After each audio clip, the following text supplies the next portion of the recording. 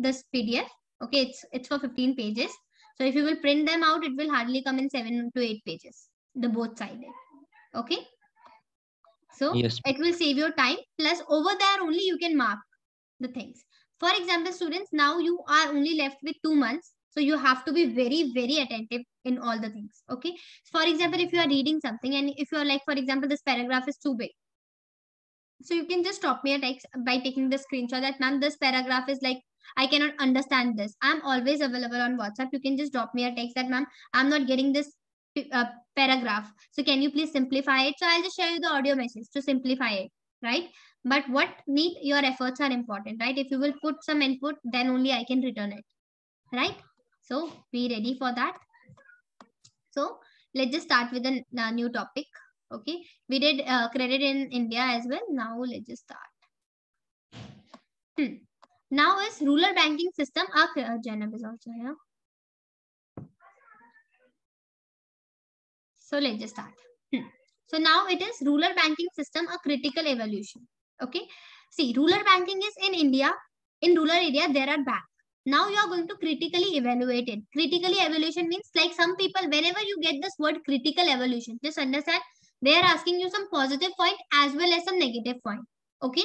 So you will critically evaluate them. So first, role of rural banking system in the progress of rural development. First question is, okay, in urban area, there are a lot of banks, commercial banks, central banks, so many, right? But in rural area, there are very few banks. So now people are asking, okay, there is a development of rural banking system. So what is what are the positive points or what are the negative points? So see, rapid expansion of rural banking system has a positive effect on rural farms, non-farm output, income and employment, especially after the Green Revolution. It helped farmers to avail services and credit facility and a variety of loans from meeting their production needs. So because of rapid expansion, because of banking system, there's a positive effect on this thing. Because earlier, for example, if I want to grow crop, I don't have seeds. How I will grow crop, right? So now I have banking system. So I can easily take loans from them and I can start the thing, right? For example, bank was established over there. So earlier in rural area, only agriculture sector was the area where you will be getting the employment. But now banking sector is there. So of course, few people will get employment in that area as well, right? So this is what, so basically production increased because of this rural banking. Second, we have now achieved food security, which is reflected in abundant buffer stock of grain. So now there is a food security because, for example, earlier most of the people don't used to grow crops and all because they don't have money to purchase fertilizer, for irrigation facilities, for seeds and all that. But now everyone has food security because everyone can easily take loans from bank and they can grow crops and all that. So this is the positive thing. Okay. Then now there are few people, of course, when they are asking you the critical evolution. So critical means positive, negative, right? You have how you will learn this term critical. See, whenever someone is operating, like some patient is in hospital, sometimes we mention this word that it is in critical condition. Yes or no? Yes, ma'am. Right? So critical, what does it mean? Either that person will be recover, that person will recover, or he will be like he will be no more. Right? This is the two situation. Right? So similarly, whenever you get critical word, it means positive as well as negative. Clear? Yes, ma'am. Okay. Criticism is basically, I'm taking negative. Two words are there. It is critical and it is criticism. Criticism is always only negative, but critical means positive as well as negative. Clear? Yes, ma'am. Okay.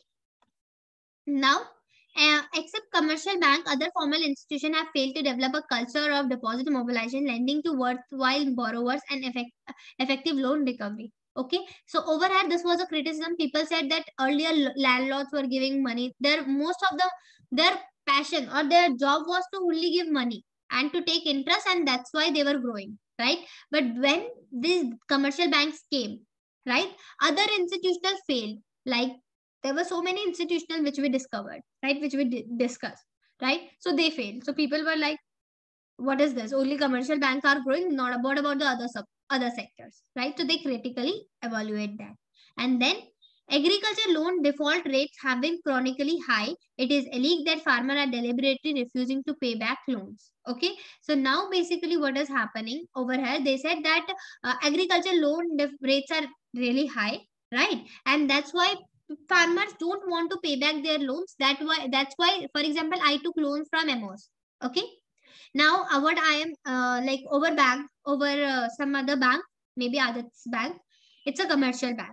Okay, over here I took 100 rupees from Amos. Okay, for this, for 100 rupees I have to pay 10% interest rate. Okay, but for Aditya commercial bank, okay, I have to only pay 5% this, right? So now basically I earlier took money from Amos, but now what I am saying to Amos, that I will not return your money because this bank is only taking 5% interest. I will return your money, but I will give you 5% interest, right? So this was a negative thing that people said farmers are deliberately refusing to pay back the loans. Clear? Yes, teacher. Yeah. So thus the expansion and promotion of rural banking sector has been a backseat after reform. Then now the thing says, okay, if there is a problem, of course there should be some solution, right? So ma'am, what are the suggestions? So first, bank need to change their approach from just being leaders to building a relationship between banking with the borrower. So basically, you need to change your approach from just being leaders. You are not only leaders that okay, you will give money, that's it, over. No, you should build a relationship. You should teach the people like how they are taking loans and at what will be the time duration, if they want to exceed their time duration, or if they pay back their loan in one go. You have to build a relationship. Instead of being a leader, you have so many other responsibilities as well. And second, inculcating the habit of thrift and effective utilization of financial resources need to be enhanced among the farmers too. So basically, thrift and effective utilization, how you can utilize taking loan. For example, I took loan, right? For example, it's my sister marriage and I took loan from bank, right? So over here I took loan, but I don't know how to effectively use that, right? So how to utilize that. So this is what this we should teach this to people so that they can highly or they can use the facilities in a good way. Clear? Yes, ma'am.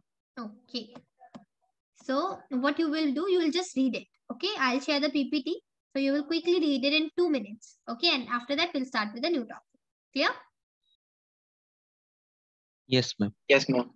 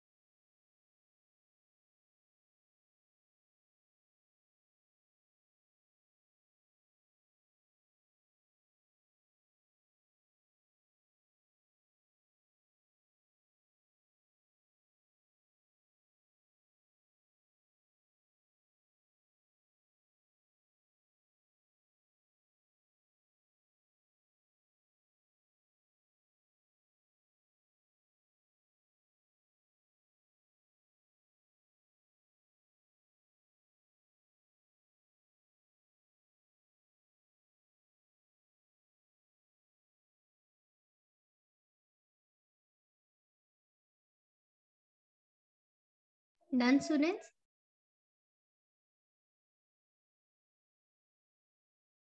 Yes. Yes, ma'am. Okay, Janam, you are also done? Yes, ma'am. Okay. So as now you are not going to make notes, I'll share you the PPT that will save your time. Okay. So no need to just read it. Okay. Now this is very important. Self-help group, we already did it, right? Like in short, but sometimes they ask you question for 4 marker or the 3 markers, right? So we need to understand this in a good way. Okay. So role of self-help group, which is also known as micro credit. Credit is basically what, now let's just understand this, what is self-help group. Okay. So for example, over here, what I can do, I can take money from banks, right? Or what we can do, for example, this is Amos, this is me, wait, this is Jenna, and this is Aditya. Okay. So this is our group. Okay. Okay. So we don't get group. So when we will be helping each other, that is known as self-help group. Okay. So what we are going to do basically, for example, I need money. I need 100 rupees. Okay. So what you people decided that everyone will be, for example, I just need 60 rupees. Okay. So what you people decided that 20 rupees Amos will give, 20 rupees Aditya will give, 20 rupees Janam will give, and in total it will be 60, and they will be helping me. Okay. And whenever, like for example, after 1 year or after few the days when I will have money, I will return your money to you people. Okay. So this is what, this is basically the self-help group. What we are doing over here, we are not taking help from some other, we are making our self group and we are helping each other. For example, next month Janam needs money, so what we will do, again we will contribute and we will give her, and again she will repay it, like this. So this is self-help group. You can see these people are standing over here, they are basically making the self-help group. Okay. So self-help group has emerged to fill the gap from the formal credit system. So most of the people, they are not comfortable, comfortable in the sense they are not comfortable that they should visit bank and over there do the formalities and all that. So what they do, they personally, for example, we are friends, we made a group and we are helping each other, right?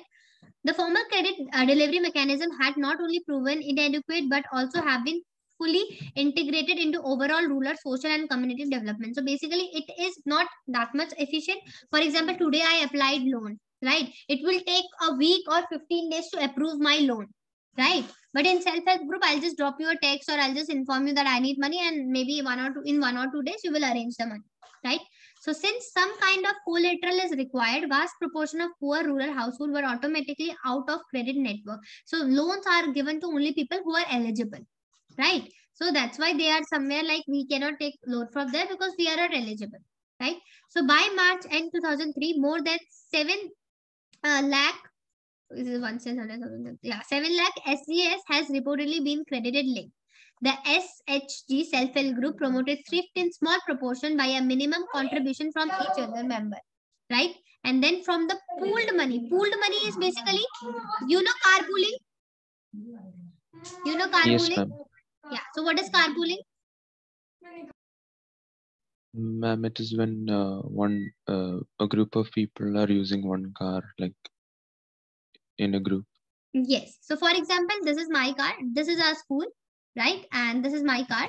Okay. So what I am doing, like this is Amos car. Okay. So what we are we are going to school every day, but see, he is also single and I am also single. We are using one car, right? So what we decided that what we will do, like one day he will come with me and one day I will come with him, right? So this is carpooling, right? Here, Yes, ma'am. yes. So the, over here, they are pooling the money, right? Of course, they cannot pool the car. So they are pooling the money. That somewhere you will be using their money, sometimes they will be using yours. And after that, SGS has had been an empowerment of the women. So basically, most of the cases, 70% of the self-help group are created by women, right? So this is what they can ask you in one marker, like out of the population, like how much proportion is for women or who are more engaged in self-help groups. So women's, children or men's. So you will go for women's. Okay. Such credit provisions are generally referred to as microcredit program. Very, very important one marker. They can ask you, dash is known as microcredit program. So which is self-help groups. Okay. And now coming to the drawbacks or the criticism. So ma'am, what are the drawbacks or the criticism? So it is alleged that the borrowings are mainly confined to consumption purpose rather than productive investment. Okay, so it is basically the critical evolution again. Criticism, what people said that over here you are taking money only for the consumption, not for investment. For example, I want to purchase a land to make my industry, so I need 1 crore people. So is it possible for us to arrange 1 crore people among us? Yes or no? No, ma'am. No, right? So that's why over here we have to approach. But for example, I need 200 rupees. Tomorrow is my birthday party, so I need 200 rupees. So we can easily arrange it, right? So we can use the self-help group for consumption purpose and not for the productive investment. So this is basically the criticism. Like, of course, if you are doing something, there will be people who will be saying negative and the positive, right? So this is what. Clear? Yes, ma'am. Yes, ma'am. So what you are going to do, you are going to read it from here, these 3 points and these 2 points. Okay.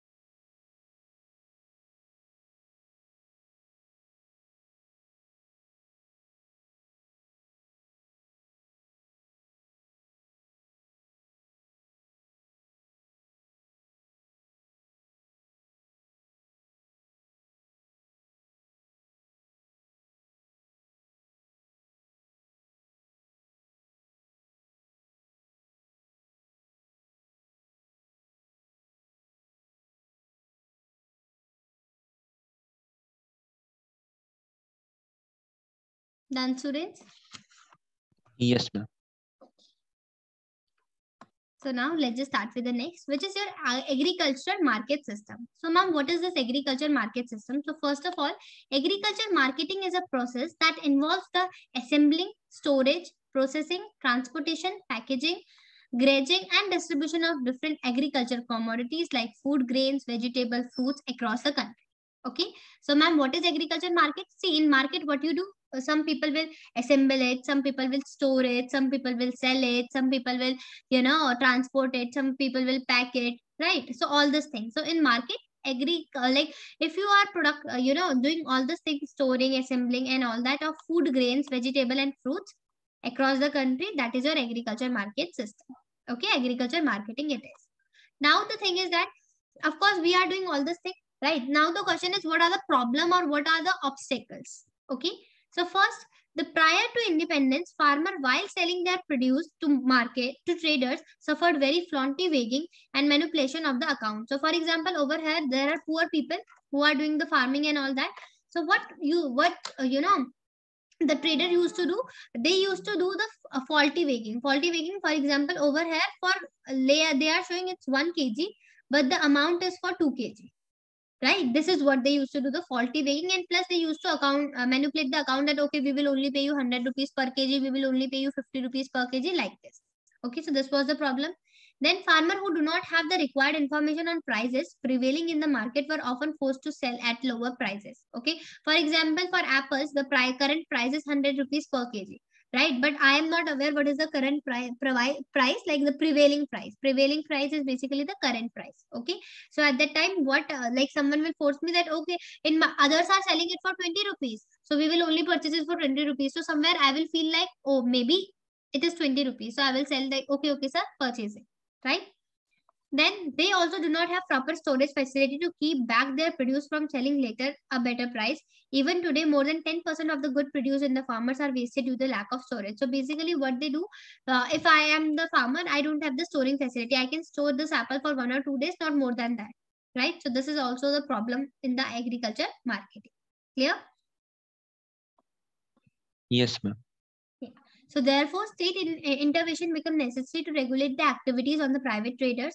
The need of government intervention is imminent, particularly when a large share of agriculture produce is handled by the private sector. Okay, so over here, see, this is how they are exploiting the farmers.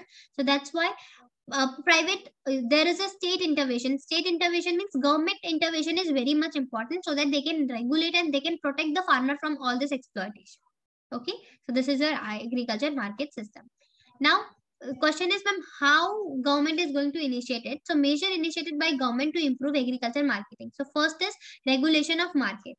Okay, the first step was create orderly and transport marketing coordination. By and large, this policy benefited farmer as well as the consumer.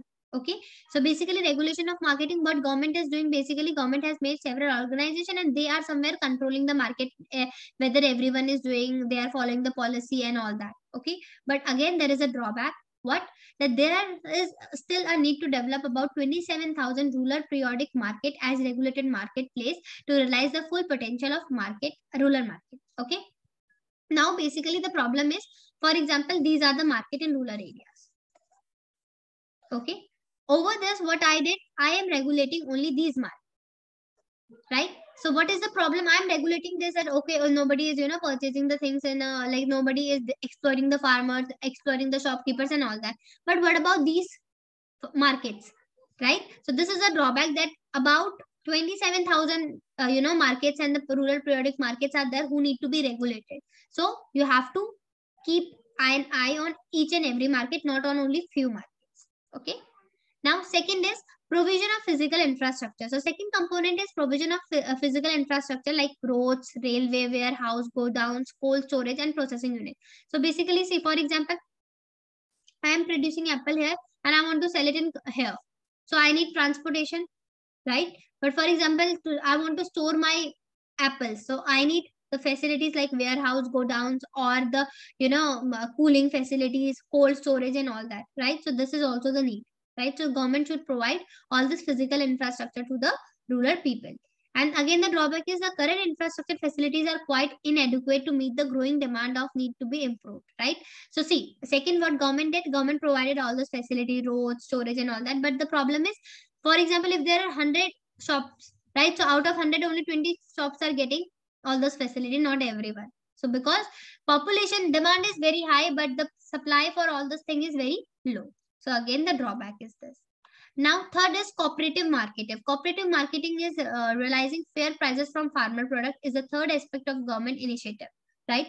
The success of milk cooperative is transforming the social and economic landscape of the Gujarat and some part of country is testimony to the role of cooperatives, right? So cooperatives is basically, for example, if you and we all are selling milk, right? So over here, if I will sell it for 10 rupees, everyone will sell it for 10 rupees. Why? For example, if you are selling it for 5 rupees, then people will come to you and they will say that we will purchase it from you, right? So there needs to be a cooperation, that if one person is selling for 10 rupees, everyone sell it for 10 rupees, so that people don't feel like that someone else is selling it for cheaper price and they will purchase only from him, right? So again, the drawback is cooperative have received a setback during the recent past due to inadequate coverage of farmer members, lack of appropriate link between marketing and processing cooperative, and inefficient financial management. So these are the problem, like farmer members, like for example, over here someone is selling milk, but I am also selling milk, but I am unable to link with him, right? So this is basically the problem for cooperative market. We usually get this term, na, please cooperate. So cooperate is just make a balance. Now the next is policy instrument. So there are basically so many policy. First is your minimum support price. Okay. Minimum support price is basically, for example, if you are producing grains as a farmer. So I said that I will purchase your grain for 100 rupees. This is the minimum support price I can give you, right? So I will be at that time in market, if it is for 50 rupees, then also I will purchase it for 100. And if it is for 120, then also I will purchase it for 100. This is fixed. Minimum support price. And then maintenance of buffer stock of wheat and rice of Food Corporation of India. So basically what government usually do, whenever earlier what you farmer, like if they have buffer stock or some extra wheat and all that, they don't have any storing facility. But now what government do, government purchase it and government store it in their godowns and everywhere, right? And third is distribution of food grains and sugar through the public distribution system, PDS. Okay, what government basically do, government sells this food grains and sugar and all that to the poor people, so that if they are like, so that everyone can get the basic needs, right? Basic foods, 2 times meal, right? So these are basically the policy which government has started, right? Now again the drawback. See, despite government intervention, private trade, money lender, rural politician alliance, big merchants and rich farmers predominant agriculture market. Though government is intervening through all these things, but still the landlords and everything, they are predominant and somewhere they exploit the small farmers. Clear? Yes, ma'am. Okay. So what you will do, you will quickly read it from here. First read this agriculture market and the obstacles, then the initiative which government has taken.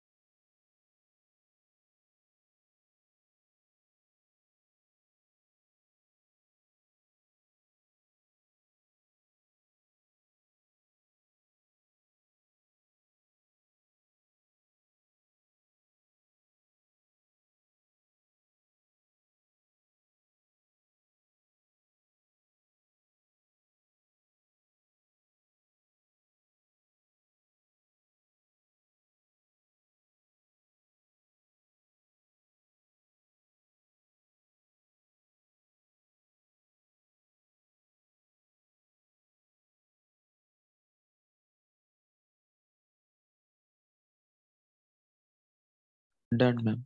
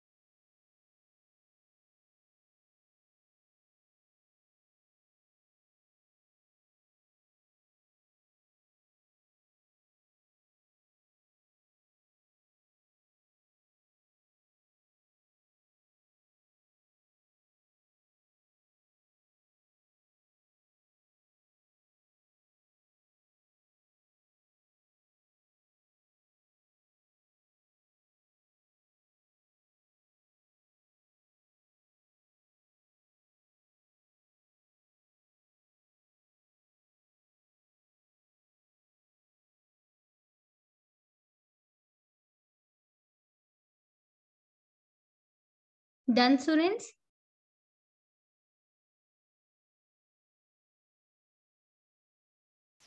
Ma'am, I'm reading this policy instrument part. One Done, second. ma'am. Okay, read it.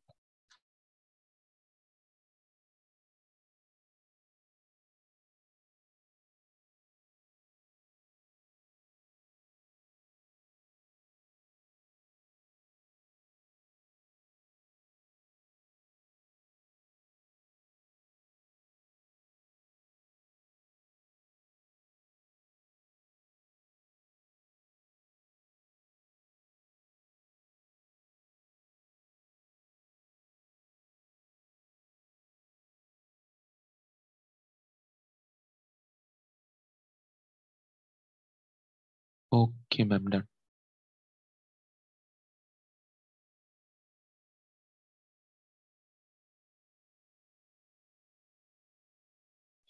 Okay.